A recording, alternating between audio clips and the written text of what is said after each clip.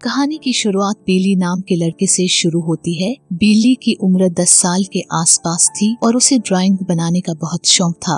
वो हमेशा ही एक भालू और एक जोकर की ड्राइंग बनाता था और उन्हें ही अपना दोस्त मानता था। बिली की दोनों टांगे जन्म से ही काम नहीं करती थी। वो पूरा दिन अपने घर में ही रहता था, जिसके कारण उसका कोई असली दोस्त नहीं था। अब कहानी कुछ दिनों बाद शुरू होती है। डॉक्टर गैबी मेंटल हॉस्पिटल की जानी मानी डॉक्टर थी, लेकिन आज उसके पास एक ऐसा मरीज आया था जिसे मिलने से पहले ही वो थोड़ा घबराई हुई थी। गैबी का नया मरीज हमारा बिली ही था, जो अभी भी ड्राइंग बना रहा था। गैबी उसके पास आकर पहले उसका हालचाल पूछती है और फिर उसे अपने बारे में बताती है। बिली उससे पूछता है कि मैं बिल्कुल ठीक हूँ, लेकिन फिर मुझे हॉस्पिटल क्यों लाया गया। इस पर गैबी हंसकर उसकी बात टाल देती है और फिर पास पड़ी ड्राइंग देखने लग जाती है। बिली की हर ड्राइंग में एक भालू और एक जोकर को देखकर वो हैरान हो गई थी। वो बिली से पूछती है कि तुम इनकी ही ड्राइंग क्यों बनाते हो। बिली उसे बताता है कि ये मेरे दोस्त है और मेरा ख्याल रखते हैं। इसी दौरान गैबी देखती है कि जोकर का एक हाथ नुकीला है, जिसके बाद वो बिली से इसका कारण पूछती है।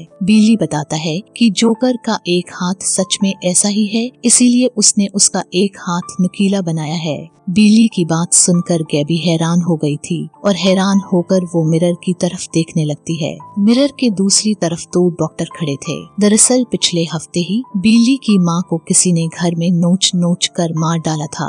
उस वक्त घर में सिर्फ बिली ही था। पुलिस का पहला शक बिली पर जाता है और वो उसे सिरफिरा समझती है। बिली के मुताबिक उसकी माँ को जोकर ने मारा था, जिसकी वो हमेशा ड्राइंग बनाता था। बिली की माँ ने उसे डांटा था और जोकर ने गुस्से में आकर उसकी माँ को मार दिया। बिली की बातें सुनकर पुलिस उसे सिरफिरा समझती है, इसलिए उसने बिली को मेंटल हॉस्पिटल भेज दिया था। पुलिस चाहती थी कि डॉक्टर बिली से बात कर सच जानने की कोशिश करे। चश्मे वाले डॉक्टर का नाम बॉब, जबकि लंबी नाक वाले का नाम पीटर था। दोनों मिरर के पास खड़े बिली को देख और सुन रहे थे। बिली अभी भी ड्राइंग बना रहा था। गैबी से पूछती है कि तुम्हारा दोस्त जोकर तुम्हारी कैसे मदद करता है। बिली जवाब देता है कि जो मुझे परेशान करता है जोकर उसे सजा देता है। अब गैबी उससे पूछती है कि तुम्हारा दोस्त भालू क्या करता है। बिली बताता है कि वो मेरी रक्षा करता है और मुझे खतरों से दूर रखता है। बिली की बातें सुनकर गैबी हैरान थी और तभी बिली अपनी नई ड्राइंग पूरी कर लेता है।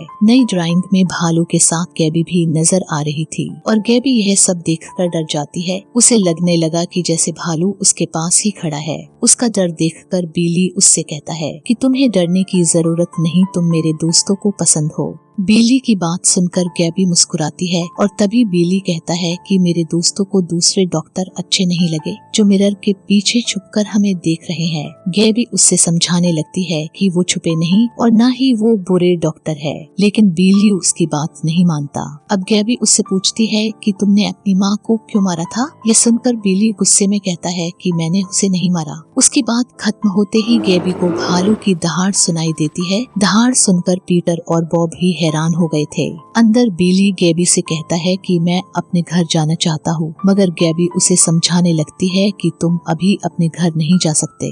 गैबी की बात खत्म होते ही कमरे में लगी पेंटिंग को कोई चीर देता है। पेंटिंग का हाल देखकर गैबी बेहद डर गई थी और डर के मारे वो एक इंजेक्शन निकाल लेती है। इसी के साथ कमरे के अंदर और बाहर गर्मी भी बढ़ने लगती है। मिरर के पास खड़े दोनों डॉक्टर भी हैरान थे। पीटर को लगता है कि बिली के पास कोई ताकत है और उसी के कारण गर्मी बढ़ी है। उधर गैबी बिली की तरफ बढ़ रही थी। उसे भी लग रहा था कि बिली के पास कोई ताकत है और वो उन्हें डरा रहा है। इसी बीच गैबी को एक जोरदार झटका लगता है। झटके ने उसकी एक बाजू को उखाड़कर दूर फेंक दिया था और वो सामने वाली दीवार पर लटक रही थी। अंदर का नजारा देखकर दोनों डॉक्टर भी हैरान थे। बॉब सिक्योरिटी बुलाने की कोशिश करता है, लेकिन तभी उस पर हमला होता है। पीटर भागने की कोशिश करता है, लेकिन दरवाजे का लॉक नहीं खोल पाता। चाहता। बिली अंदर गैबी से माफी मांग रहा था कि उसके बस में कुछ नहीं, जबकि बाहर कोई अदृश्य ताकत बॉब को चीर रही थी। गैबी भी अब सिक्योरिटी को बुलाना चाहती थी, मगर उसी पल कोई उसे रोक लेता है। अब गैबी का शरीर कोई ऊपर उठा रहा था और यह कारनामा बिली के दोस्त भालू का था। देखते ही देखते वो गैबी को मारकर फेंक देता है। बाहर पीटर ने कैमरा उठा लिया था ताकि वो अदृश्य ताकत को देख सके। जल्दी ही उसे कमरे में जोकर नजर आता है और वो पीटर को भी चीरकर मार देता है। तीनों की मौत के बाद बिली अपने घर जाना चाहता था। थोड़ी देर बाद बिली हॉस्पिटल से बाहर निकल आया था, लेकिन बीच रास्ते में ही उसके पास पुलिस आ जाती है। पुलिस ने एक बार फिर से बिली को पकड़ लिया था, मगर इस बार भी उसके काल्पनिक दोस्त उसे बचा लेते हैं। हमारी वीडियो देखने के लिए धन्यवाद।